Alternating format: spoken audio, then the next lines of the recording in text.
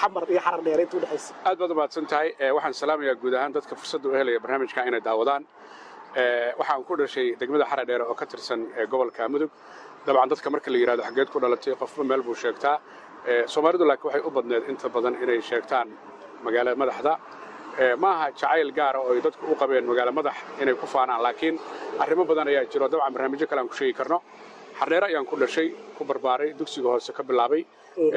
luqadda carabiga ayaa lagu dhigay waxaan ku facahay calanka halka igu yaala iyo calanka halka igu dhagan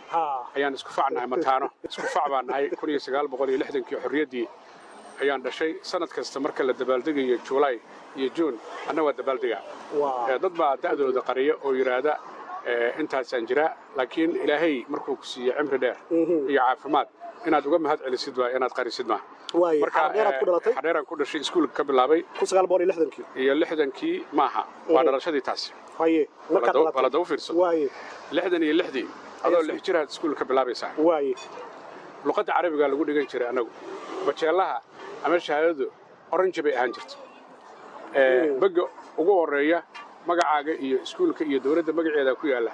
baga labaad waa dugsiga hoose fasalka koobaad labaad saddexaad bageeda kale shanaad lixaad toddobaad ayaa loo astay luqadda carabiga aan ku dhigan jirnay iskuulka marka la xiro waalidiinta ayaa loo yeeri jiray ilaa iskuulka baa la xiraya waxaa la siinayaa shahaadooyinkii waxaa laga sheekeynaya waxbarashadii sanadka tii kale loo diyaar garoobayaa waxaa ilaahay siiyey fursad anigoo aad u yar inaan khudbadda iskoolka ee waalidiinta aan ku akhriyo af carabi waxaan isleeyahay niyo markaa ayaad weriyanimada aad jecelaad iguma jirin oo waan yarax